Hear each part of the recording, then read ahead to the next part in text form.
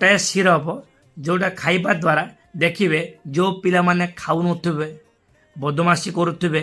खाइबा देखिले दौड़ी पलाउथिबे स्वास्थ्य रे बहुत अवनति घटुथिबो हेल्थ होनथिबो एई भली कंडीशन रे आपण ऑल 5 जाइम सिरप 2 मास कंटिन्यू करंतु 5 ml दिन को 2 थर बा डॉक्टर को अनुसार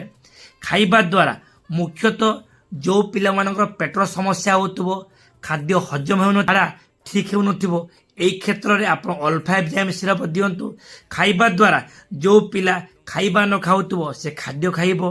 हेल्थ डेवलपमेंट आसीबो गट समस्या दूर हेबो पिला मानकर फिजिकल एक्टिविटी बढ़िबो